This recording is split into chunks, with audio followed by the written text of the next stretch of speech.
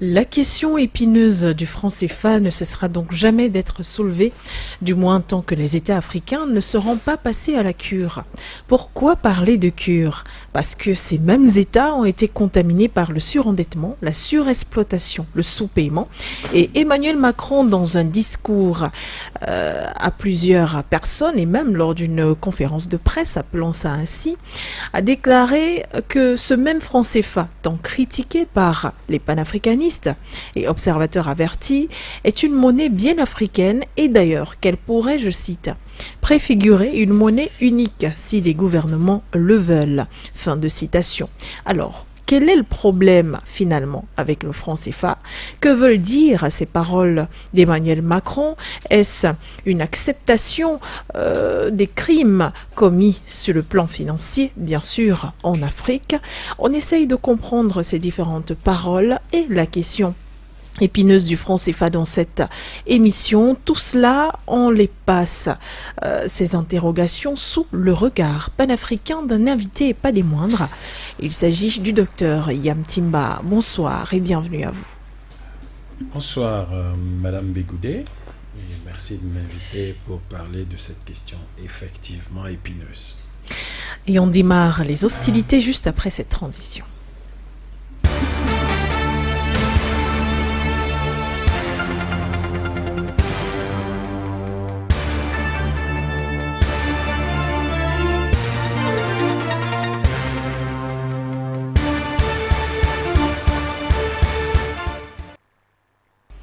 Bienvenue à tous à cette autre édition de l'émission Regard panafricain. Merci à tous d'être avec nous sur nos différentes plateformes Facebook et YouTube For You Media Africa, sur l'application For You Media téléchargeable sur Play Store, vous nous écoutez partout dans le monde, et sur notre radio 96.3 FM For You Radio. Un plaisir renouvelé d'être avec vous ce soir et nous parlons de cette question sur le franc CFA, mais surtout des paroles, des propos du président français qui a carrément déclaré qu'il avait tenu ses promesses en reformant le franc CFA, en retirant de la gouvernance de la zone UEMOA, ce même franc CFA, et en faisant la démonstration que cette monnaie est bien une monnaie africaine qui pourra, si les gouvernements le veulent, préfigurer une monnaie unique ou qui prendra bien sûr un autre nom. Fin de citation. Docteur Yamtimba, la question que l'on se pose ce soir, tout d'abord, c'est: est-ce une moquerie? Pire. C'est Quoi bien donc? pire qu'une moquerie, c'est tout simplement, c'est de la propagande et c'est une façon désagréable de se dédouaner du bilan du franc CFA Oui. et du bilan de la France-Afrique et de la France en Afrique. Je pense que le président français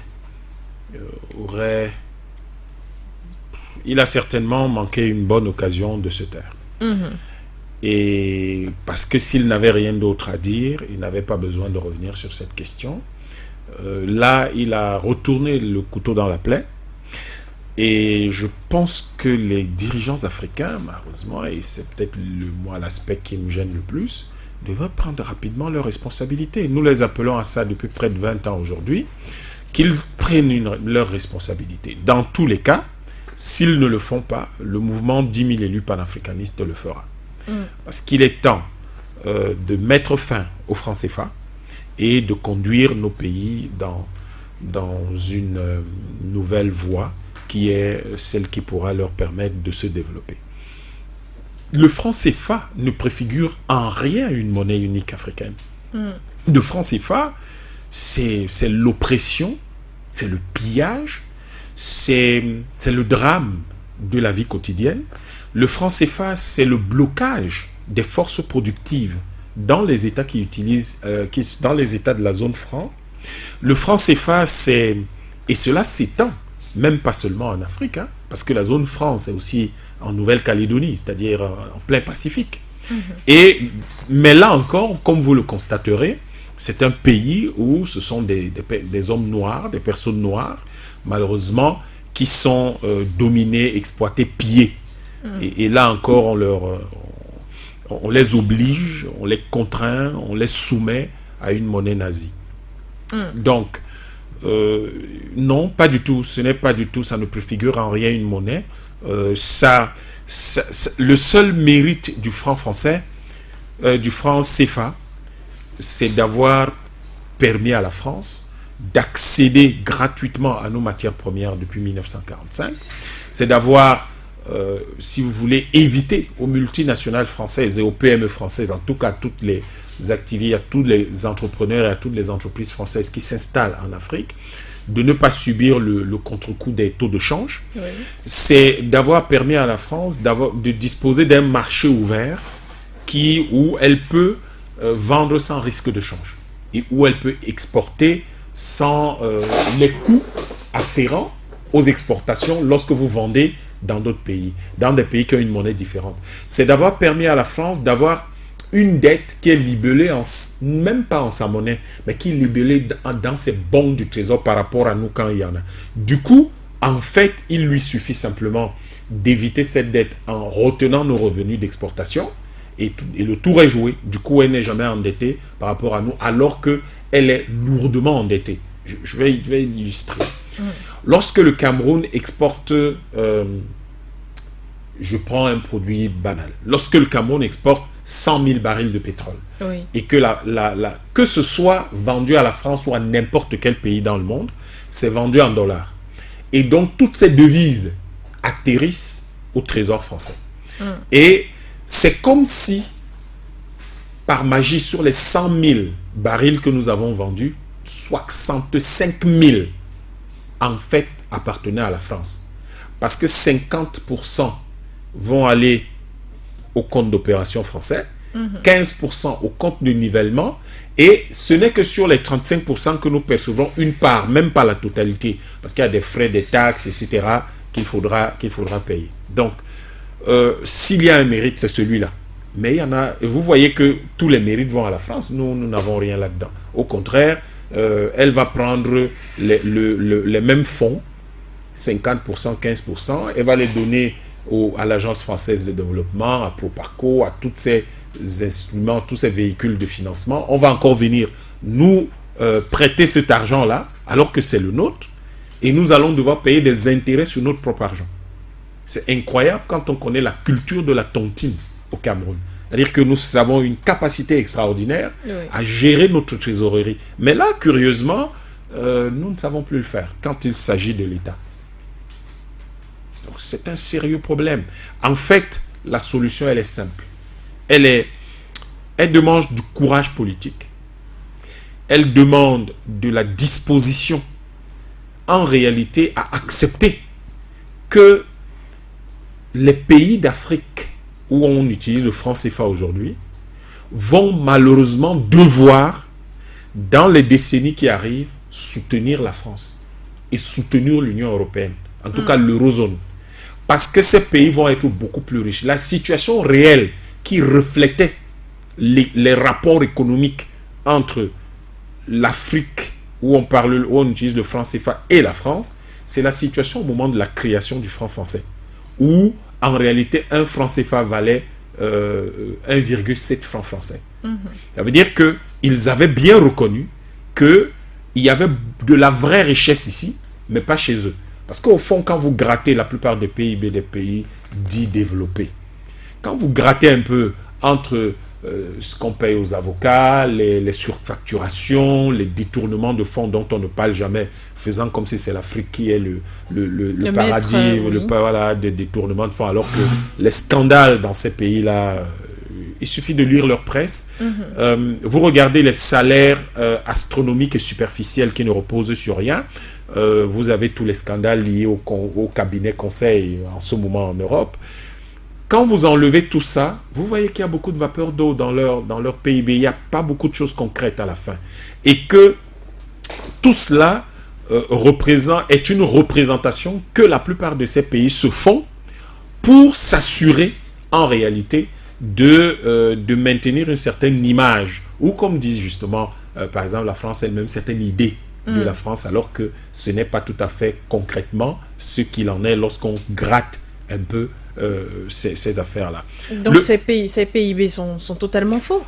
Vous savez, l'une des grandes révélations de l'opération militaire spéciale de la Russie en Ukraine, ça a été de nous prouver cela. C'est-à-dire que ça a été de nous dire que oui, mais vous savez, on a vu les ministres de l'économie et des finances de l'OTAN et de l'Europe occidentale dire oui, mais vous savez, la Russie, c'est le PIB de l'Espagne à peu près, ce qui représente à peu près la moitié du PIB de la France ou de l'Italie ou de la Grande-Bretagne, ce qui fait que les États-Unis estimaient par exemple que bon, ça fait à peu près 13 à 14 fois leur PIB, donc il fallait 14 fois le PIB de la Russie pour avoir le leur. Et là, ils sont bien surpris de se rendre compte que le PIB de la Russie, c'était probablement 4-5 fois plus important que ça. Parce que ce que la Russie subit, le niveau de résilience de la Russie montre clairement que son PIB était très largement sous-estimé. Et naturellement, les pays occidentaux ont intérêt à présenter les choses comme ça pour que des pays comme ceux d'Afrique, ceux de l'Amérique du Sud ou ceux de l'Asie du Sud-Est, eh bien, ou de l'Asie centrale, puissent plutôt les suivre. Vous avez entendu le président Ouattara dire un jour, ouais, mais vous savez, il parlait de la relation entre le Mali et la Russie, disant, oui, mais vous savez, la Russie, c'est pas grand-chose, le Mali va les suivre sur le plan économique, ils leur apporteront quoi? J'ai pas le sentiment qu'aujourd'hui, il pourrait... dire la même chose. Bon, vous savez, les gens sont capables de tout et de rien, mais je suis persuadé qu'il ne pourrait pas, s'il a tous ses sens, comme on l'espère vraiment, parce que c'est quand même, il dirige tout un État, il ne pourrait plus dire ça aujourd'hui. Et du coup, je pense que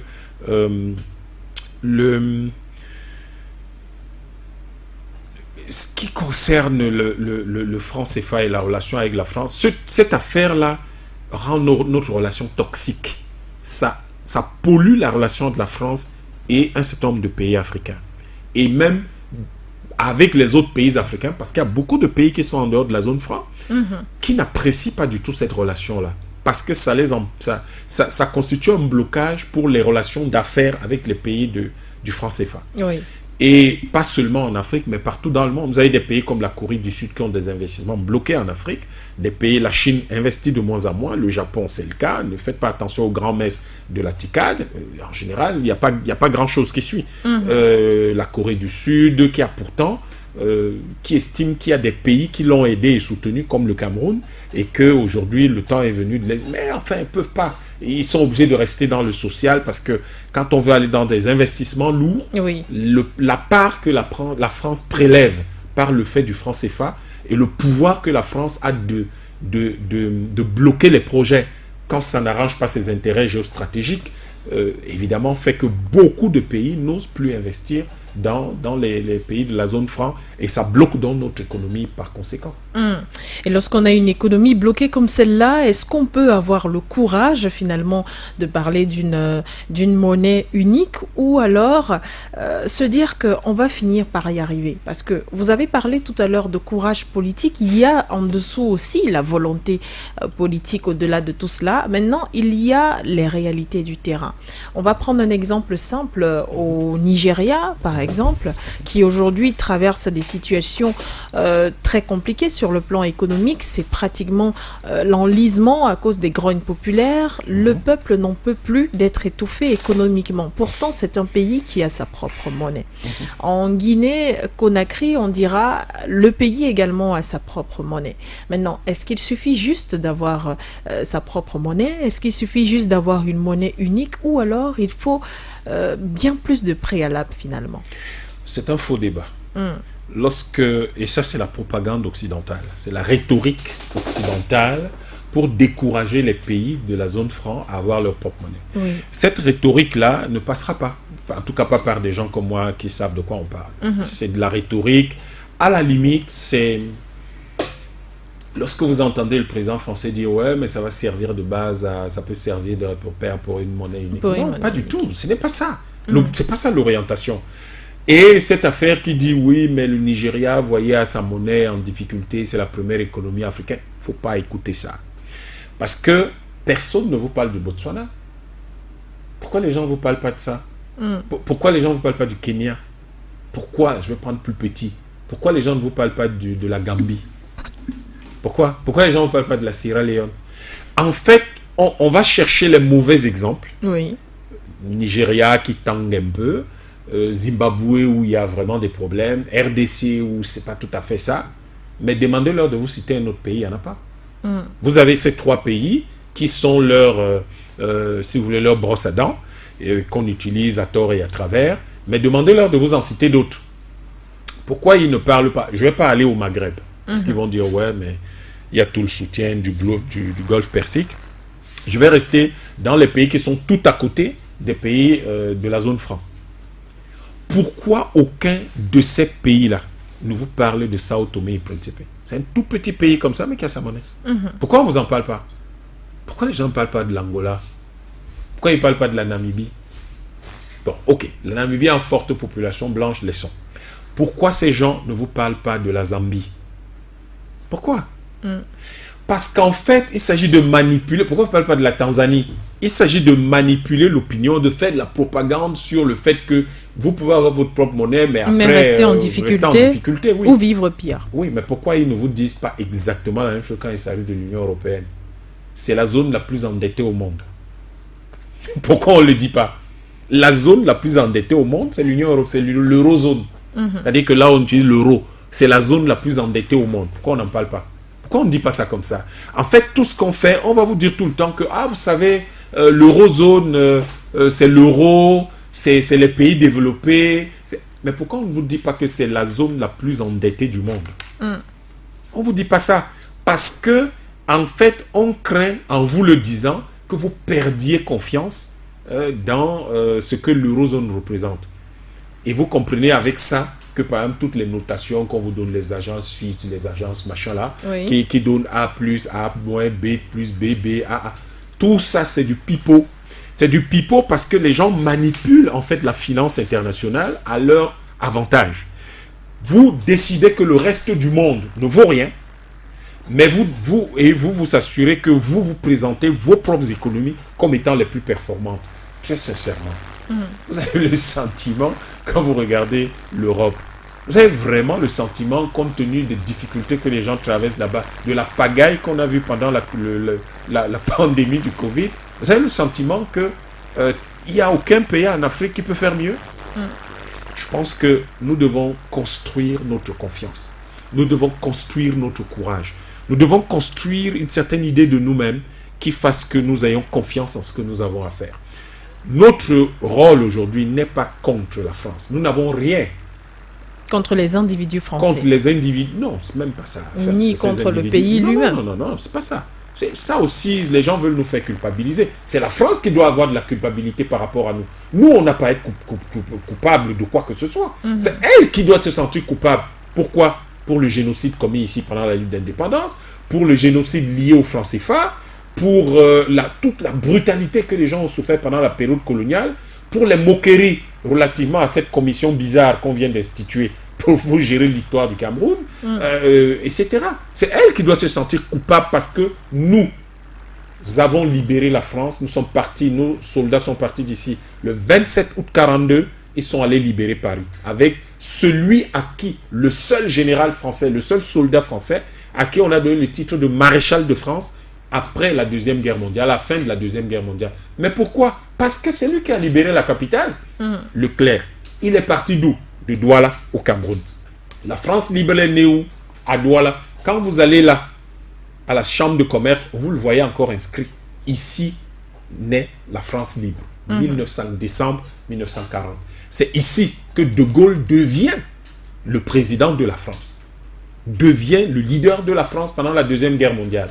Et tout cela devrait faire culpabiliser la France quand elle parle du Cameroun et de l'Afrique. Parce que c'est grâce à nous. C'est grâce à nous que cette France-là aujourd'hui, sa liberté, c'est nous qui l'avons conquise. C'est nous qui l'avons structurée en faisant naître la France libre ici. C'est grâce à nous qu'elle est devenue ce qu'elle est aujourd'hui. Donc, Nous, on n'a pas à rentrer dans cette façon de présenter les choses. Non, pas du tout. Ce que nous devons dire est ceci. Nous ne rentrons pas dans leur débat, dans leur propagande. Ils n'ont qu'à dire ce qu'ils veulent. Oui. La question de fond, c'est qu'est-ce que nous nous disons? Quel est le récit que nous formulons pour nous-mêmes? Eux, ils pensent que nous sommes contre eux, alors que nous nous en foutons royalement.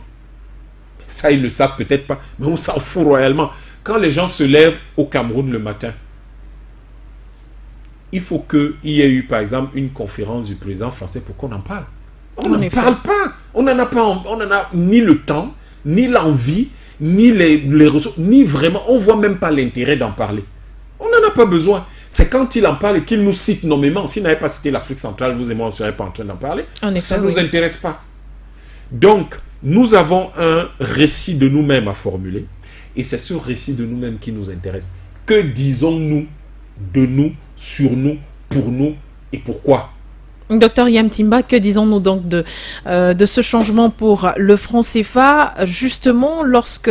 rappelez-nous déjà ce qu'on perd par an, 500 écoutez, d'après les propres évaluations de la Banque Centrale Européenne relayées par un journal allemand, c'est entre 450 et 600 milliards d'euros. 450 et 600 milliards d'euros, c'est l'équivalent d'à peu près 20 fois toute l'aide internationale, IDE, aide publique, etc., depuis nos indépendances. Depuis nos indépendances. C'est-à-dire, je parle de tous ces pays-là. Oui. Depuis nos indépendances. Au moins 20 fois tout ce qu'ils disent nous avons apporté en termes d'aide, en termes d'investissement direct étranger, etc. Depuis nos indépendances, ça représente au moins 20 fois ce montant-là. Donc, vous comprenez que c'est normal que la France s'y intéresse. Nominativement, ça fait 1/5 de son PIB. Qui est à peu près 3000, un peu moins de 3000 euros. À peu près, donc, 1/5 de son PIB. Oui. Mais l'impact financier est tel que ça représente en fait au moins 1/3 de son PIB. Si vous avez un espace qui représente de façon nominative et par incidence financière, c'est-à-dire en fait par projection, c'est-à-dire la valeur ajoutée née de l'exploitation de tout cela, eh bien vous pouvez qu'en parler tout le temps. Le seul problème, c'est que lorsque le président français veut en parler et qu'il en parle devant les officiels français dans le palais français de l'Élysée, dans le palais présidentiel français, c'est quand même une bizarrerie. Vous ne vous asseyez pas dans votre pays pour rendre compte des promesses que vous avez tenues. Vous faites venir les médias internationaux et nationaux pour parler de créer un nouveau partenariat avec l'Afrique. Il n'y a jamais eu un partenariat avec l'Afrique. Parce que partenaire veut dire quoi? Partenaire veut dire, nous nous sommes rencontrés, nous avons engagé un échange, une discussion sur comment nous allons fonctionner. Il me semble que ça n'a jamais eu lieu. La France s'est retrouvée dans un pays comme le Cameroun du fait de la guerre et elle n'a vécu que selon les modalités de la guerre ici. Et c'est à cause de cela qu'au lieu d'avoir par exemple une administration civile qui soit une administration de développement, nous avons dans notre pays une administration civile de commandement. C'est-à-dire qu'en fait, les gens pensent qu'ils sont là pour donner des ordres. Mais c'est normal. Qu'est-ce que vous vouliez qu'un Européen qui sort de sa Moselle ou de sa Bourgogne profonde là-bas, il a un petit villageois du centre ou du nord de la France, il arrive au Cameroun, vous vouliez qu'il fasse quoi? Il ne peut que donner des ordres, c'est le seul moyen par lequel il peut avoir le sentiment de sécurité. Et on a transmis ça dans le modèle d'administration de notre pays qui fait que les administrateurs civils pensent qu'ils sont là pour donner des ordres. Et donc on a une administration civile de commandement et non une administration civile de développement et de gestion publique. C'est un sérieux problème qu'il faudra résoudre avec le temps pour arriver à rendre notre administration vraiment performante parce qu'elle est plutôt à des niveaux qui ne sont pas du tout acceptables compte tenu du potentiel. Merci docteur Yamtimba. Voilà donc un débat qui nous permet, ou alors un échange, parce que nous échangeons avec vous ce soir et nous voudrons bien remettre au goût du jour et surtout sous votre regard panafricain la question de cette monnaie africaine. Entre l'éco et l'éco, où est-ce qu'on se situe quand on veut sortir du franc CFA? On se situe nulle part parce que ce n'est ni l'un ni l'autre. Bon, je comprends le jeu de mots entre l'éco et l'éco. Vous parlez de l'éco-CEDEAO, qui est un projet de 1980, date de conférence de Lagos. Et puis l'écho de 2019, Ouattara, Macron, c'est les seuls qui l'ont d'ailleurs signé à ce jour, personne d'autre. Et nous avons découvert une chose qui vient encore contredire. Je vous dis que tout le discours du président français, c'était de la propagande. Il vient, il dit, le franc CFA est une monnaie africaine. Non, ce n'est pas une monnaie africaine, monsieur. Le rapport, comment il s'appelait encore cette jeune dame d'origine sénégalaise, je crois, qui avait un très beau teint noir comme ça, qui travaillait, qui était membre du gouvernement français, Ndiaye, quelque chose. Ah oui, je vois. C'est vrai que son nom nous échappe un peu. Je crois que c'est Aminata Ndiaye, quelque chose comme ça. Elle avait un nom, bref. Fatimatou, quelque chose comme ça. Il y a eu ce rapport du Sénat français. Oui. Et on se souvient très bien que cette jeune dame avait clairement rappelé la propriété intellectuelle de la France là-dessus, mais c'est tout à fait normal, puisque le franc CFA le 26 décembre, c'est un décret du gouvernement provisoire français qui le crée. Et il est signé par 3 personnes, De Gaulle, Soustelle, Pleven. Donc le chef du gouvernement provisoire, le ministre des Finances et le ministre des Colonies. Donc comment vous allez dire une affaire que vous avez signée entre Français et vous déclarez quelque temps plus tard que c'est une monnaie africaine? Bon, je ne comprends pas très bien la dynamique de la pensée dans ce genre de phrase, mais je me dis, il y en a qui ont la capacité de transmuter les choses. Et peut-être c'est par transmutation que c'est devenu une monnaie africaine. Et je me souviens qu'il y a un certain nombre de chefs d'État qui tentaient de dire que c'est une monnaie africaine. C'est pas une monnaie africaine. Peut-être que c'est une manière de se galvaniser également à la France, de déclarer que c'est une monnaie africaine pour dire, bon voilà, on a imposé à des pays quelque chose et ils l'ont totalement embrassé. Et ils s'y sont tellement habitués qu'ils n'arrivent même pas à s'en sortir. J'en doute, parce que justement, il sait que les intellectuels africains sérieux et la société civile africaine sérieuse, eh bien, ils rejettent totalement le franc CFA. Parce que vous avez ce qu'on appelle la triptyque de souveraineté. Vous avez la monnaie, la justice et l'armée, la défense de votre pays. Oui. Si vous avez ces 3 choses-là, c'est les piliers de votre souveraineté. Alors, dans le cas des pays de la zone franc, mais il y a un pilier qui manque. La monnaie. Vous n'avez pas de monnaie, donc vous n'êtes pas des pays souverains. Et à cause de cela, vous n'existez pas au niveau du commerce international. C'est-à-dire que si vous voulez acheter quelque chose aujourd'hui au Kenya, vous ne pouvez pas l'acheter avec du franc CFA. Vous êtes obligé de convertir votre monnaie en euros, en dollars ou en autre chose pour l'acheter en shilling kenyan. Vous ne pouvez, donc aux yeux des statistiques kenyanes, vous n'existez pas. Non, c'est pas que vous n'avez pas de poids. Vous n'existez pas parce que ils ne connaissent pas le franc CFA. C'est pas une monnaie, c'est pas répertorié comme une monnaie. Vous ne pouvez pas faire des échanges directs avec eux avec ça. Or, la Gambie, l'économie de toute la Gambie, si vous prenez Douala 5e, ça ne couvre pas ça. Douala 5e est beaucoup plus riche que toute la Gambie. Donc, vous prenez un pays comme ça, lui, il existe parce qu'il a sa monnaie et qu'il peut acheter quelque chose directement avec un pays et il peut faire prévaloir sa monnaie. Il y a dans les plateformes de change, ça existe. Mais vous ne pouvez pas utiliser le franc CFA en dehors de votre enclos. Vous ne pouvez même pas utiliser le franc CFA de l'Afrique centrale en Afrique de l'Ouest. Vous ne pouvez pas utiliser le franc CFA aux Comores alors que c'est la même zone franc. Donc, non, pas du tout. La question n'est pas celle-là.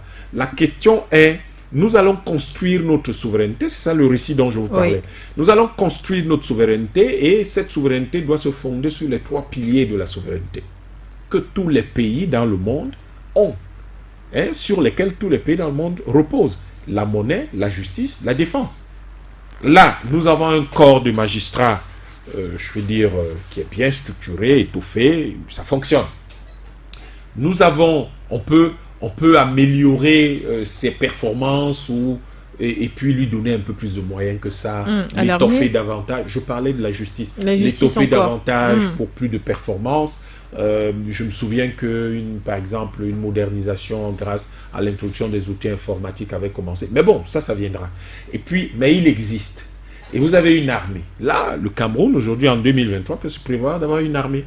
Donc, on a une armée qui fait du travail de qualité et qui est appréciée par tout le monde, une armée qui est sollicitée un peu partout dans le monde. Il a été Haïti, au Cambodge, en RCA, il se trouve encore, etc. Et dans beaucoup d'autres théâtres. Mais nous n'avons pas de monnaie.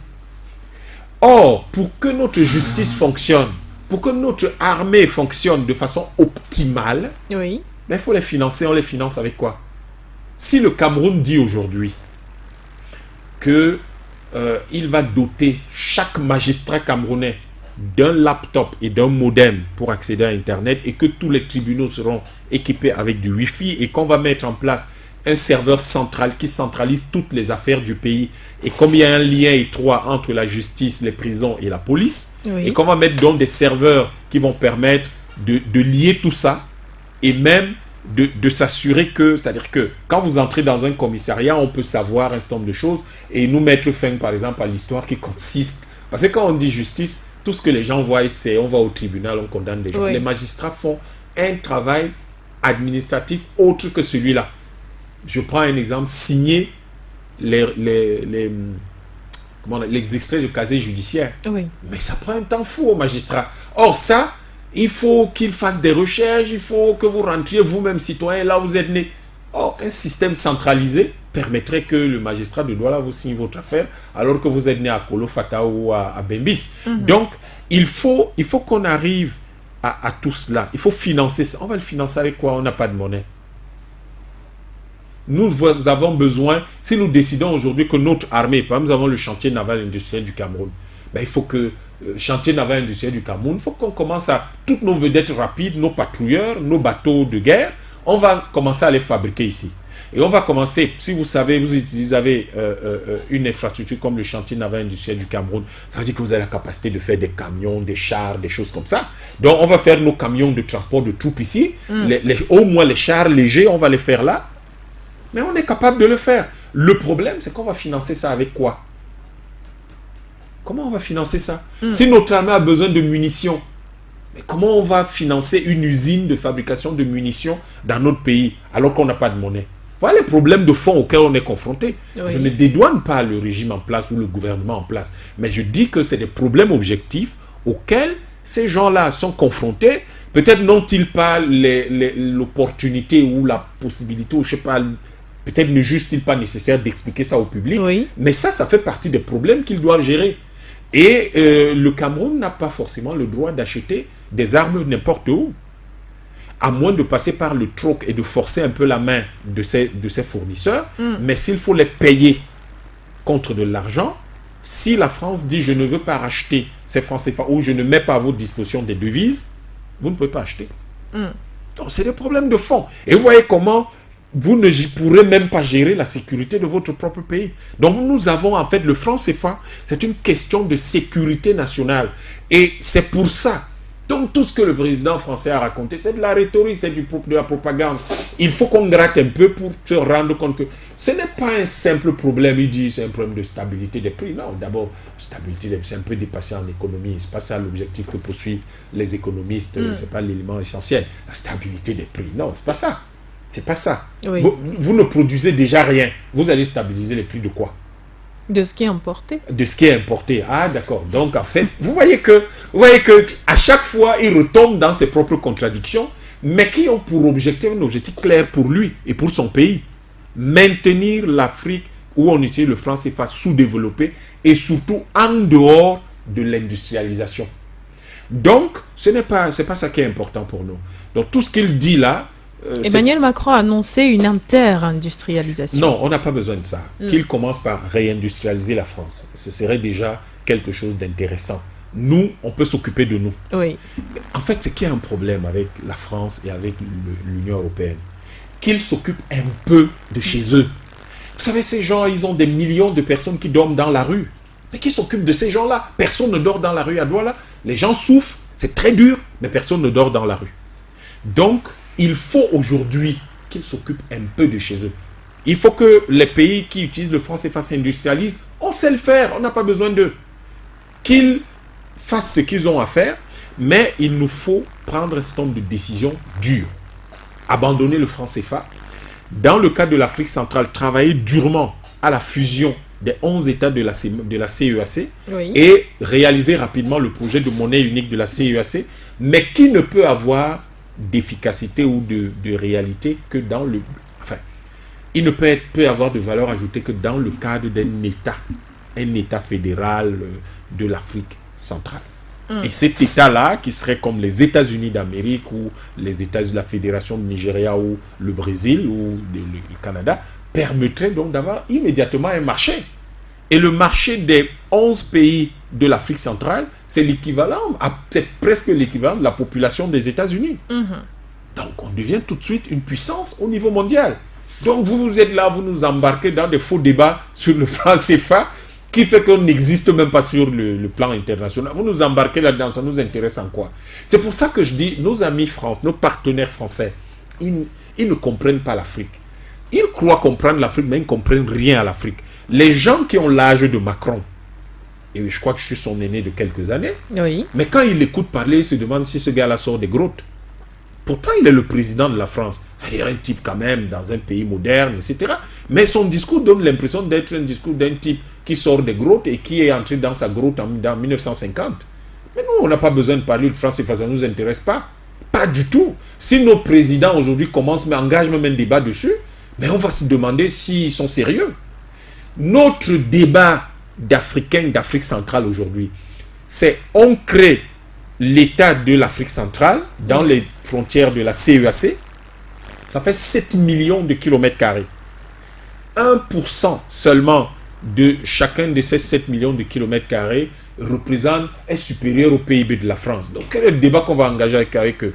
On engage quel débat avec eux? On multiplie 1% par le PIB de la France. Ça fait 300 000 milliards de dollars de matières premières qui sont là. Donc nous, on laisse ça et on s'engage dans un débat sur le franc CFA.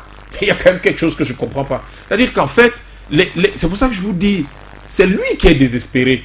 Il se dit, mais si je lâche cette affaire, c'est mauvais, il veut s'accrocher. Nous, on n'a pas besoin de ça. Notre débat, c'est comment on va créer cette zone qui fait presque 300 millions d'habitants. Comment on va avoir 7 millions de kilomètres carrés. Les interlocuteurs à ce moment-là, mais ce n'est pas la France. Les interlocuteurs à ce moment, c'est l'Union européenne, 600 millions d'habitants. Ou alors l'Eurozone, 270 millions d'habitants. Et puis où l'Union européenne, 600 millions d'habitants, 10 millions de kilomètres carrés à peu près. Les États-Unis, 9 millions de kilomètres carrés, 360 millions d'habitants. La Chine, 9 millions de kilomètres carrés, 1,5 milliard d'habitants. L'Inde, à peu près la Russie. En fait, vous devez avoir au moins 100 millions d'habitants pour qu'on parle avec vous. De manière vraiment approfondie. C'est-à-dire que ça limite le nombre d'interlocuteurs que nous avons dans le monde. La Turquie, l'Indonésie, le Pakistan, à peu près vous y mettez le Vietnam, et puis vous allez ajouter les autres. On espère que les autres sous-régions d'Afrique vont créer leur État en attendant d'avoir l'État continental africain. Et vous avez le Brésil, et puis après, c'est tout. On n'a plus grand personne, grand monde à qui on va parler. Donc, il faut que rappeler simplement à la France que les débats sur le franc CFA, ça ne nous intéresse pas. Vraiment, à la limite, s'ils veulent que demain, là, ils décident que le franc CFA n'existe plus en Afrique centrale, ça ne nous intéresse plus. On n'a pas le temps pour ça. On a un espace de 300 millions de personnes à constituer. Vous nous ramenez dans les débats des années 50, ça nous concerne en quoi? Pas du tout. Pas du tout. Les préoccupations que nous avons, c'est par exemple comment on peut partir de N'Djamena à Kinshasa. La France peut comprendre ce genre de préoccupation? Ça n'existe pas parce qu'elle ne peut pas faire ça chez elle. Elle n'a pas de telle dimension. Donc, on n'a pas besoin de rentrer dans ce genre de débat avec elle. Si vous voulez, les débats que nous avons aujourd'hui, c'est comment on va construire INGA 2 dans le cadre de cet État d'Afrique centrale. INGA 2, c'est suffisant pour éclairer toute l'Afrique. Voilà les problématiques que nous avons. Quand vous prenez le franc CFA, ça a quel lien avec un truc? Quel est le niveau? C'est comme si les étudiants de master s'asseyent et puis quelqu'un vient leur introduire un problème de la maternelle. Ils vont dire, mais va voir tes petits frères là-bas, ça ne nous concerne pas ça. Nous, on n'est pas là-dessus. Voilà. En tout cas, le président Emmanuel Macron l'a bien évoqué, cette question du franc CFA, d'ailleurs en se tentant d'avoir suffisamment arrangé la situation pour que les gouvernants, s'ils le veulent, parviennent à une monnaie unique. Cette fameuse... Juste une petite chose, madame Bégoudé. Il n'a pas compris. Est-ce que les gouvernements français d'Afrique centrale lui ont répondu depuis lors? Pas du tout. Les gouvernements d'Afrique centrale n'ont pas répondu, n'ont jamais évoqué la question, n'en parlent plus. Les peuples d'Afrique centrale, de la CEMAC, ont clairement fait savoir à leurs gouverneurs, les intellectuels aussi, de façon très spécifique, leur ont fait comprendre que ce n'était pas ça le débat. Lorsque Macron en parle à Ouagadougou, je crois que c'était en 2017. En 2017, le livre « L'Afrique s'était résignée à la colonialité » auquel j'ai participé, dont l'auteur principal est Georges Boniface Lem, qui est un enseignant canadien d'origine camerounaise. Mais c'est à ce moment que nous sortons ce livre-là et j'ai un long développement sur la question pour dire ça ne nous intéresse pas ce débat. Et c'était un peu avant qu'il n'aille d'ailleurs à Ouagadougou. Et ça n'a aucun intérêt, parce que je crois qu'il a été à Ouagadougou vers juin, juillet ou quelque chose comme ça. Voilà, je crois que nos textes étaient achevés en mars. Donc c'est pour vous dire que depuis longtemps, les intellectuels africains ont dit ce n'est pas ça le débat. Le débat, c'est la CEAC. Et la CEAC veut dire le franc CFA, c'est 1950, nous n'y sommes plus. Nous sommes en 2023. Et là, on était en 2017, on disait, mais nous sommes au 21e siècle. Le franc CFA, c'est un débat du 20e. Agbo a dit tout ce qu'il y avait à dire dessus, Tchoundjan Pouemi et tous ceux qui les ont précédés. On ne voit pas l'intérêt d'en discuter encore aujourd'hui. Aujourd'hui, le débat pour ceux d'Afrique centrale, c'est la CEAC et cet État de 300 millions d'habitants et de 7 millions de kilomètres carrés, dont la valeur des matières premières est estimée à 300 000 milliards de dollars. Docteur Yamtimba, comment on rend tout cela possible? On rend tout cela possible en ayant le courage politique, en ayant des hommes qu'il faut à la place qu'il faut.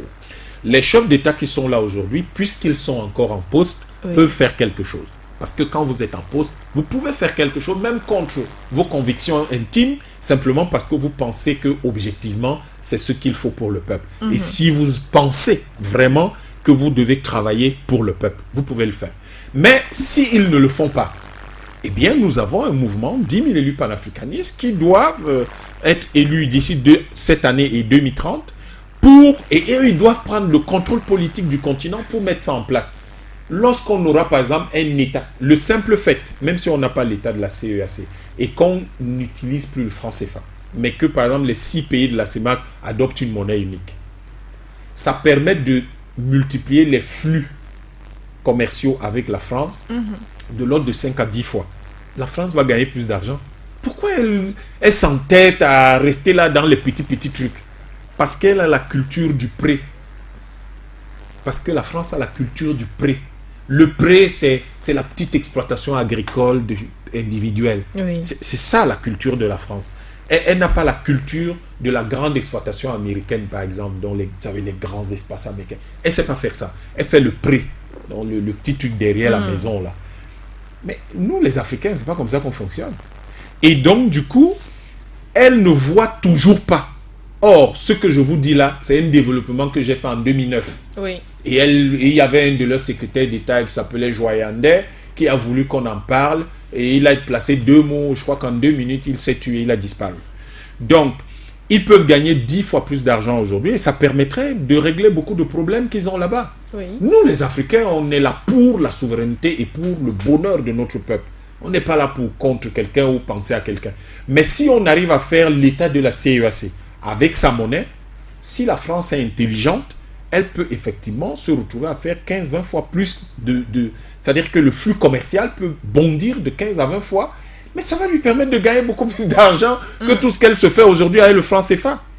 Mais il faut qu'elle sorte de la culture du prêt et qu'elle rentre dans la modernité, qu'elle devienne que l'élite dirigeante devienne une élite moderne. Parce qu'elle n'est pas moderne. Et ça peut paraître contradictoire aux gens qui me disent mais comment tu peux être au Cameroun et tu dis que la France n'est pas moderne?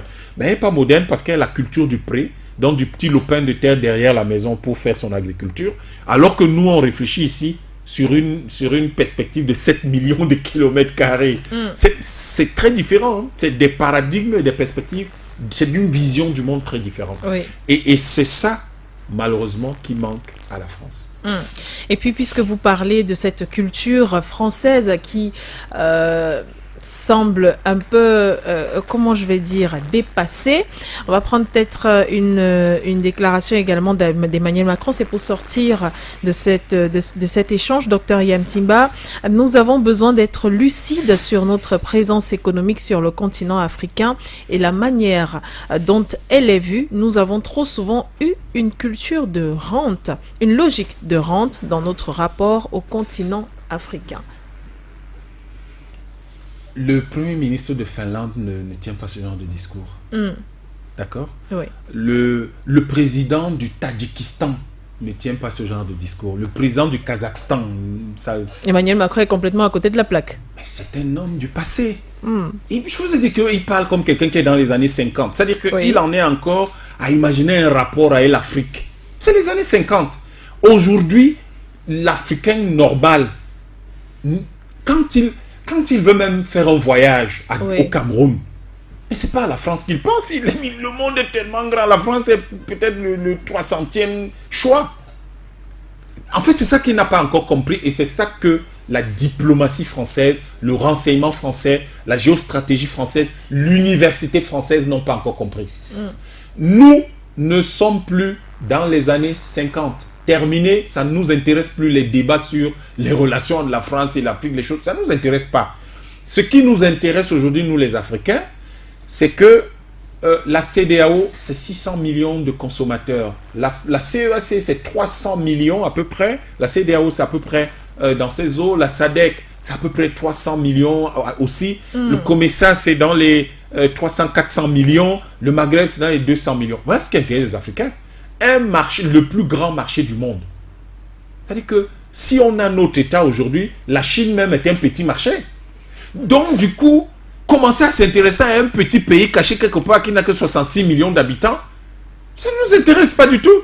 Parce que si nous avons la CEAC qui est un défi immédiat et à court terme, c'est 5 fois ce pays-là. Avec la possibilité de disposer dans les 300 millions de 30% à 40% de classe moyenne.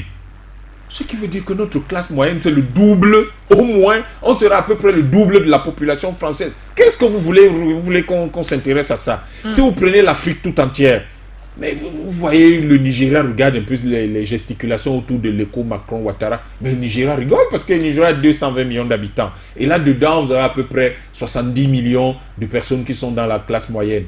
C'est déjà supérieur à la France. Donc, ils ne comprennent pas que la France vienne leur faire ce genre de proposition. Ils se demandent, mais attends, mais these guys, are they crazy? What are they thinking about? I don't even imagine that we can sit down and discuss with these people. Je n'ose pas vous demander de le dire, Mbassa. Ben, je pourrais le dire en Mbassa, mais je ne vais pas le faire. Mais je dis simplement que aujourd'hui, la France a tout à gagner avec les Africains. Oui. Ça, on le sait bien. Mais elle va le gagner en suivant les Africains cette fois-ci, pas en essayant de donner pas du tout.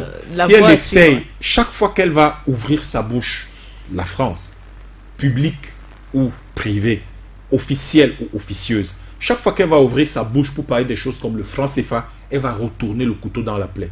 Et plus elle retournera le couteau dans la plaie, plus l'Afrique va s'éloigner d'elle. Parce que ce n'est pas important. Et là, vous parlez de la logique de rente, etc. Et je vois que le nouveau grand ami de la France qui est Achille Mbembe, dit justement que ouais, mais c'est ça qu'il faut suivre parce que sinon, est-ce que la jeunesse africaine voudrait nous dire qu'elle préfère les coups d'État, les choses comme ça? Est-ce que Mbembe est le porte-parole des menaces françaises? Est-ce que cela veut dire que la France planifie des coups d'État dans tous les pays africains où on utilise le franc CFA qui refuseront de suivre ce qu'elle dit? C'est-à-dire que c'est pour ça que je vous dis, nous avons des visions du monde diamétralement opposées. Pendant que les uns pensent au négatif, à tout ce qui est mauvais, à tout ce qui... C'est-à-dire que vous avez un Africain qui se lève et qui commence à parler à des gens qui ont 40 ans, 30 ans, comme vous et moi, 20 ans, qui ne connaissent de Bob Denard que ce qu'ils ont lu dans les livres. Et lui, il nous dit que la France, que nous préférons avoir Bob Denard que nous n'avons pas connu.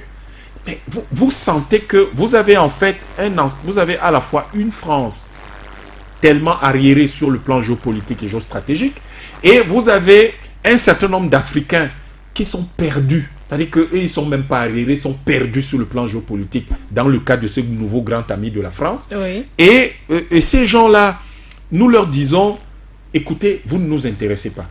Nous ne sommes pas dans ce genre de débat. On n'a aucune envie de parler du franc CFA. Nous n'avons aucune envie de parler de la relation entre la France et l'Afrique. Ça ne nous intéresse pas. La chose qui nous intéresse, si aujourd'hui nous sommes assis et que nous décidons de faire la CEAC, un État, les États-Unis d'Afrique centrale, Oui. c'est 300 millions d'habitants, 7 millions de kilomètres carrés, dont les matières premières prouvées à ce jour, ce n'est pas tout, c'est juste une partie, représentent 300 000 milliards de dollars. Je ne vais pas donner le chiffre en francs CFA parce que ça fait beaucoup de zéros. On est dans les espaces de penta, quelque chose. Donc, je vais parler de ça. Je leur donne le montant en francs CFA, 300 000 milliards de dollars. Ça veut dire que si vous prenez même nos 300 millions d'habitants, chacun a déjà beaucoup là-dedans. Du coup, ce que nous allons dire donc à la France, c'est non. Vos logiques de rendre votre regard sur l'Afrique, votre partenariat avec l'Afrique, c'est votre problème des années 50. Ça ne nous concerne pas.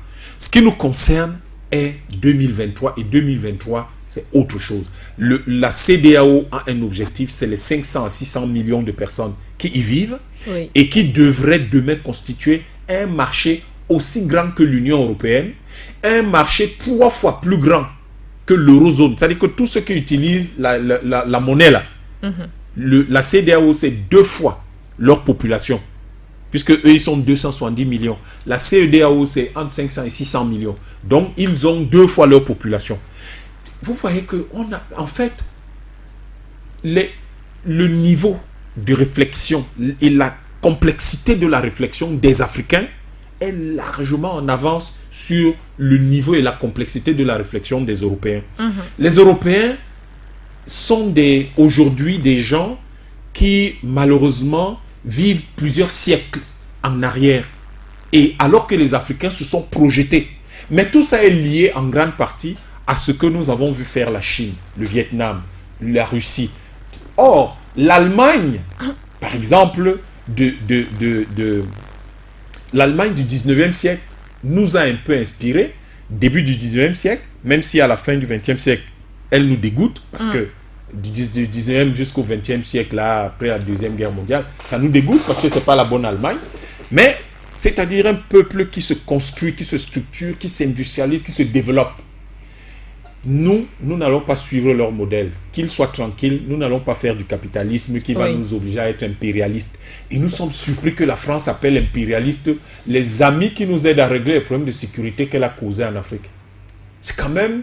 Vous voyez, c'est pour ça que je vous dis, le président français ferait mieux de ne plus s'adresser, de ne plus parler de l'Afrique. C'est-à-dire qu'il est dans des contradictions permanentes. Si vous pouvez prendre son discours, après chaque mot, vous et moi on parle, vous allez voir une contradiction qui va être relevée.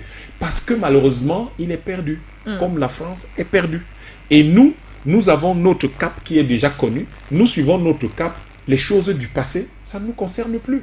Lorsque vous voyez, il y a juste un mot, lorsque vous voyez le président français, il dit... bon, mais écoutez, je pense que nous, on va faire de la co-construction. Vous co-construisez quoi avec qui? Vous co-construisez quoi? Quoi? C'est-à-dire qu'en fait, vous voyez, un Africain se demande, mais ce gars-là, il a un problème. Il va co-construire quoi? Est-ce que les Africains lui ont dit qu'ils veulent co-construire quelque chose avec lui? Les Africains n'ont aucune envie, ne sont disposés nullement à une co-construction de quoi que ce soit avec la France. Les Africains sont dans une démarche de construction de leur terroir, de leur Afrique. Et demain, si donc la France a besoin de discuter avec les Africains, de pouvoir profiter un peu, parce qu'en fait ce sera du profit pur et simple, il va essayer de profiter un peu du fait qu'on parle français et ça crée un peu de sympathie. Eh bien, on peut être disposé parce que nous sommes l'aîné du monde, on ne ferme pas la porte aux gens. On aide tout le monde. Mais on ne les aidera pas comme ça s'est fait avant. Maintenant, ça va être dur, ça va être des conditions drastiques et ça n'avancera pas. Par contre, ça va les aider à développer leur pays qui est dans une situation de délabrement assez avancée. Ça va les aider à développer leur pays, ça va les aider à mieux le structurer et ça va les aider enfin à vivre de leurs propres moyens. Merci, docteur Yam Timba. J'ai failli relancer le débat avec certains propos contradictoires dont on parlait tout à l'heure. Relancez-le, demandez à la production de nous accorder encore un peu de temps. Bon, alors on peut en parler rapidement. Quand Emmanuel Macron déclare par exemple que l'Afrique est aujourd'hui une terre de compétition et qu'après il dit que il faut qu'on arrête de croire que l'Afrique est une terre de compétition ou alors un terrain de compétition.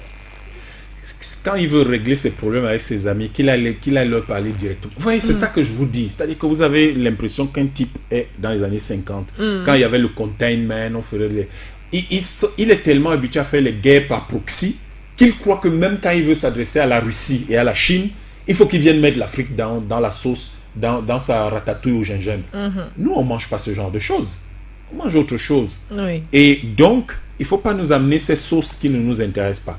S'il veut dire à la Russie qu'il a l'impression qu'elle est dans une compétition et à la Chine, mais il n'y a aucune compétition ici. Je vous ai dit quel est le cap pour les Africains. Lorsque le Mali projette de ne plus avoir le français comme langue nationale, il croit que c'est un jeu. Peut-être que le Centrafrique va aussi cesser d'avoir le français comme langue nationale. Oui. Il croit que c'est un jeu. Il a vraiment... Il écoute l'Afrique, il fait attention à l'Afrique. Quand la pression est là-bas sur la RDC pour que on fasse du Lingala, la langue nationale, ou du Swahili, est-ce qu'il est au courant de tout cela? Est-ce qu'il est au courant des débats? En 2018, l'un des débats les plus forts au Cameroun, parmi les candidats de l'époque, c'était une langue nationale. Hein? On a vite oublié ça, mais c'était ça le débat. Et le peuple s'était saisi de ce débat. Et jusqu'aujourd'hui, il y a des gens parfois qui demandent, mais où est passé ce projet? Où est passé le projet? Mais les Africains n'en veulent plus.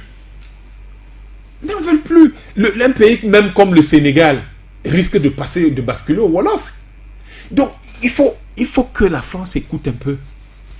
Les Africains n'ont plus son temps. Les Africains n'ont plus le temps de la France. Il n'y a qu'à observer le fait que même les étudiants africains vont de moins en moins là-bas. À son avis, à leur avis, là, c'est pourquoi? Parce que quand les gens se lèvent le matin ici, la première chose à laquelle ils pensent, c'est pas à la France, c'est à autre chose. Et il n'y a aucune histoire de compétition ici. Les Chinois sont invités, les Russes sont invités. La France n'a jamais été invitée, elle a bombardé. Elle est venue ici pour faire de la traite négrière, pour l'esclavage, pour amener nos ancêtres en esclavage en Amérique. Elle est venue ici pour faire la colonisation. Elle est là depuis, elle fait le néocolonialisme. Qui l'a invité? Personne. Donc il n'y a aucune compétition. En fait, elle est dans un cadre particulier et si elle veut rentrer dans le cadre dans lequel jouent la Russie et la Chine, par exemple. Mais c'est très simple. Ou le Brésil, des pays comme ça. Mais c'est très simple. Elle sort donc de ces années 50 et elle vient dans la modernité de 2023 comme ces pays-là. Oui. Et elle se fait désirer. Et comme ça, on va l'inviter. Alors nous, les Africains, sommes des gens galants. Je crois que c'est une qualité reconnue dans le monde entier. Nous sommes des gens galants. Donc, nous savons inviter les gens. Comme elle s'appelle la France et qu'elle pense qu'elle est en compétition avec la Russie, la Chine, et que nous sommes le Cameroun, par exemple, le Centrafrique, par exemple, le Mali, par exemple, le Sénégal, par exemple, eh bien, je crois que la chose est bien faite. On pourrait les inviter. Mais pour le moment, les deux belles dames qui se sont présentées d'une manière absolument délicate et raffinée, c'est les deux là. Donc il n'y a aucune compétition dans laquelle elle est engagée ici. Elle a un statut de pilleur, un statut de colon, de néocolonialiste, c'est tout. Si elle sort de là, je vous l'ai dit tout à l'heure précédemment, si elle sort de là, elle va gagner beaucoup avec l'Afrique et ça va l'aider à restructurer totalement son économie, sa vie politique, sa vie sociale. Merci infiniment, docteur Yam Timba. C'était donc la fin, c'est le dernier mot après avoir passé cette question ou alors cette déclaration. Le franc CFA est bien une monnaie africaine sous le regard panafricain de docteur Yam Timba. Ce fut un plaisir d'échanger avec vous dans le cadre de cette émission Regard panafricain. Je vous dis à la prochaine fois. Mais merci beaucoup, merci pour cette invitation, madame. Et j'espère que nos amis de France et de partout dans le monde nous ont bien écoutés et qu'ils seront bien heureux de revoir ce qu'il y a à revoir pour que nous ayons des relations de qualité à l'avenir. Merci infiniment à vous tous de nous avoir écoutés sur notre radio 96.3 FM. Regardez sur notre chaîne de télévision, For You Télévision, et nos différentes plateformes For You Media Africa, Facebook et YouTube.